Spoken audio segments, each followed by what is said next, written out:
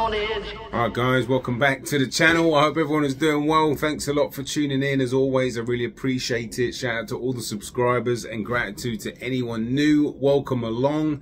Fight day is here. Sebastian Fundora takes on the champion Tim Tszyu tonight in a 154-pound unification fight. I just made a fight breakdown. Thanks a lot to anybody that watched that video a couple of days ago. I'll leave the link here if you missed that. But I wanted to talk about the last couple of days of press conference and weigh-in, and you know, all the Errol Spence call out, the Bud reaction from what Tszyu's saying, and how his energy, Fundora's energy. We're going to chop it all up in this video. But the title of the thumbnail is, you know, he was asked in an interview, he's like, how do you go about taking someone's soul?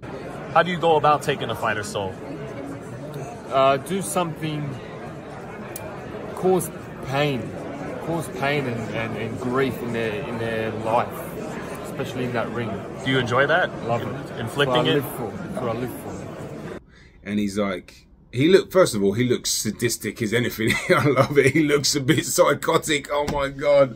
And he's like, you know, I want to cause pain and grief in their life, in that ring. And he means it, you know, and he smiled. And if you look, I'll try and pull up the frame of that smile. And to me, it just says it all. It's like he's in there to really hunt you down and inflict pain on you and make you suffer, you know. That's the mentality. And look, he gets that from his dad, okay? That's the Siberian. I know Kostya's Russian, Korean, Mongolian, but I know he spent a bit of time in Siberia as a young kid. But that mentality is coming through in that, you know what I mean? He looks like a killer, and I love it. I absolutely love it, because he's done everything he possibly can to get here right now. And when you do that and you don't, you know, there's no stone unturned, if that's right. The saying, you know, he's covered every base, basically. And when you do that in camp, it gives you those eyes, and it gives you that mentality, and it gives you the, oh wow, Spence called you out. Yeah, I'll fight him. I'll fight Bud. I'll fight them all. Spence? Yes. Yeah, I'll take them all, man. Oh, come on, bro. Like, would you do the conflict fight? 100%. Over here, we'll move 100%. You know, like Crawford's the man. And man, I'd love to take on a challenge on that. Like everyone, bro. Honestly, I don't want to be this fighter that picks and chooses, man. I'll fight everyone, man. Throw back. I'll fight them all. That's where he's at, and that's that mentality, that killer mentality, which is what's going to separate him from the rest of them, I think. Outside of Bud, you know, if they fight next, listen, I love both fighters, all right, I really do. I'll do a breakdown, but I think Bud's he's on another. He's probably the best fighter I've ever seen, to be honest with you. He's amazing. But Tszyu's right there, and I think I've said before, I think it gives Bud his toughest fight, but that's another video for another day. But you have to love it. You gotta love Errol Spence too. Errol Spence, right? He just took a beating in, was it July?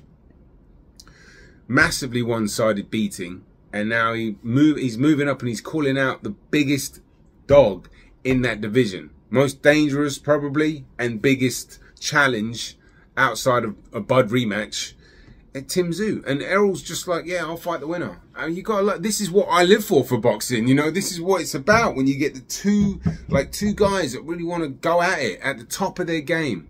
I know Spencer's, there's some question marks about him, but really I'm just referring to just the matchups of people wanting to challenge the best. Like, okay, you're the king, I want to fight you. That's why I will make a video on Jermell Charlo being the king at 154, which he cannot be anymore, because he's just so silent. He's not making a claim for his throne anymore. You have to fight, or you have to be relevant. You have to be in the picture, and you have to, you know, it's your territory, right? And in the jungle, another lion's just going to come in and take over. What are you going to do? Where is he? So I've got massive respect for Errol Spence coming in. I've been a massive admirer. I use the word admirer because fans, you know, fans get fanatical, and I like to use admiration for these fighters. I find them just incredible human beings, superhuman beings. And Errol Spence, I picked him to beat Kell Brook years ago. You know, I followed his career for a long time. And he's a throwback fighter. Bud Crawford's a throwback fighter. Tim Tszyu's a throwback fighter. And he's embracing that role big time. He really wants to be that as well, he is. But that's his identity. He's like, he's putting a lot of fighters on notice, really, because it's like, can you get to that mentality? Because there's things you have to do to get there. You know, Benavidez, Sabril Matias, I think. Tszyu, when he fought Lomachenko, look at his eyes. I mean, that's a dark eyes, you know. That's sacrifice. That's hard work, dedication to the limit. Going through, sparring, running, sacrifice, training. It's amazing. Tim Tszyu's done that. And, you know, Sebastian Fundora is going to be in a world of trouble tonight. I think, you know, he sounds confident, and Tim Tszyu said that he felt he sounded confident too. I know there was that whole back and forth with the pizza thing. I don't know if you saw that, but Fundora's eating pizzas and stuff like that, and Tim Tszyu thought it was a bit disrespectful to the sport, really. Which, you know, there's been fighters in the past that have done that. I know Mayweather used to eat McDonald's and stuff like that. He went to a McDonald's on one of the 24/7s, but Fundora's not Mayweather, you know. You got to, that's cutting a corner, if you ask me. If you're not getting the right diet and you're just, you know, eating garbage like that, it's not the best sign, to be honest with you. It's not the end of the world. It doesn't mean everything. If that's what makes him feel good, then I suppose it works. I'm quite sure Ricky Hatton used to have a fry-up before. I know, I read that somewhere. I don't know how true that is, but look, fighters have got their own methods of making them feel good. But in this day and age, there's better food out there for you to have on the biggest fight of your life. But look, Tim Tszyu, just, he's ready, prepared, and you know, you can tell when he gets asked these questions about whether he wants to fight Bud. There's no pause. There's no, you know, we'll see. I've got to talk to my manager. It's, yeah, absolutely. Please let me do it. I'll fight everybody. I'll fight them all. And that is a dangerous mentality, because that's he means it. Do you know what I mean? And I think he's going to put on a hell of a show tomorrow. I'm picking Tim Tszyu to win 4 to 6 rounds TKO, but the more I think about it, the more I think the more one-sided it will be, and it might go a bit earlier. I'm not ruling out a complete destruction in the first round either. I don't think it will be. I think it might take a minute to get used to the style, and just, he's obviously a very intelligent fighter, so you don't want to go rushing in there with a massive lanky guy like Fundora who can punch a little bit. And like I said in the thing, his uppercuts are very hard to see sometimes, and they come from miles away, and they're dangerous. He's a dangerous fighter, Fundora, and his spirit is up there. You know, I've always admired that about him. He's got a great spirit. He's a good kid. You know what I mean? It's to be honest with you, he's in a tough situation because he just got knocked out. He ends up in a world title fight against Boachuk, which obviously he's not in anymore. Tim Tszyu, they shuffle things around, and if you're Sebastian Fundora, right, your team and him, they're like, well, we've got an opportunity to win a title against the best fighter, but well, you know, what happens if he gets completely destroyed again? 2 massive KO losses in a row for a 26-year-old man. That's a tough thing to take, but I think he'll be okay. But I'm just saying, it's a tough predicament, you know what I mean?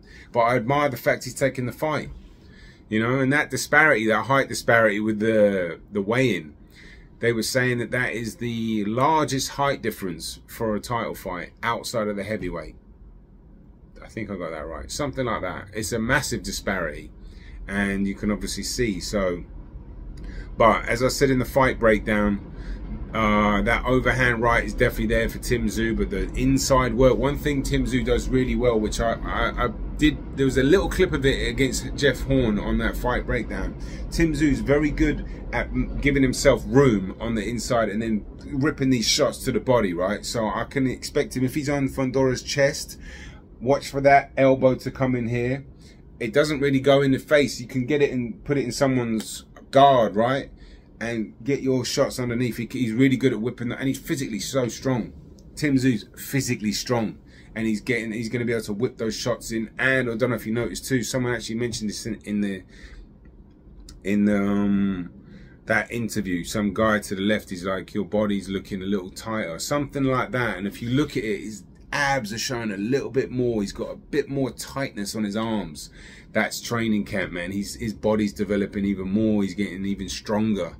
I mean, once that guy, I hadn't noticed it straight away. I wasn't really looking. I didn't see the weigh-in before that guy mentioned it, to be honest with you. But when he mentioned it, I was like, let me check it out. And I was like, you can see. And Tim Tszyu actually credited him. He's like, respect to you. Not many people can see that. But he's gone the extra mile.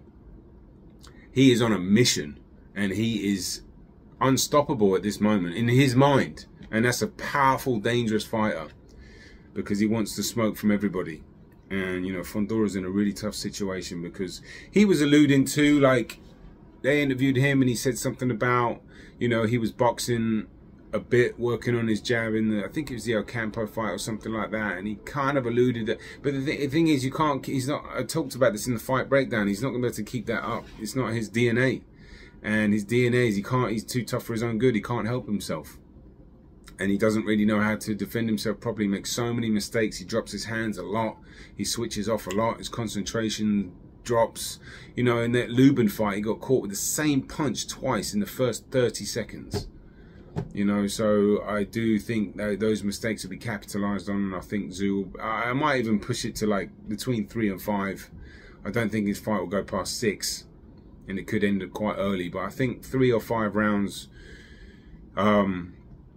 it would be a bit awkward, and Tszyu will just kind of gauge him a little bit and see what's going on. And then, you know, maybe Fondora will box off the back foot and try and keep it long and try to, you know, it'd be kind of foolish if he went walking in there and tried to get, you know, lock horns immediately. That'd be one of the worst things you could do, probably. But very intriguing. And I'm really looking forward to seeing how Tim Tszyu's defense holds up against Fondora's barrage of punches, combinations. All of it. Great fight, actually. But the only reason I paused on it being a great fight is I'm not sure how competitive it's going to be. But look, I hope you guys get to enjoy that fight tonight. Unfortunately, I'm actually working tonight. I've got a gig later on. And then I'm actually flying back to the UK Sunday morning. So I will do my best in between the flight and in between the fight. I'll try and watch the fight while I'm at work. I'll just pull up a sneaky computer. I'll figure something out, and then hopefully I can make a fight breakdown when I'm here. It might be about 3 in the morning. It might be a little quiet in the back room, but I'll get something going. Maybe I'll do it at the airport. But either way, I'll get something to you guys, and then, as I said, I'll be out of town for a few days. But all the videos that I've spoke about are coming. Just give me a bit of time, because I'm really trying to take this channel to the next level. And I really appreciate anyone that's tuned in, anyone that's watched, anyone that's liked, disliked, commented. You know, it's all love, and I'm very grateful. Truly, it means a lot. So I hope you guys have a great weekend. Enjoy the fight, and may the best man win. And I hope they come out healthy. And that's it. Peace and love. How do you go about taking a fighter's soul? Do something, cause pain and grief in their life, especially in that ring. Do you enjoy that? Love it. Inflicting it? That's what I live for.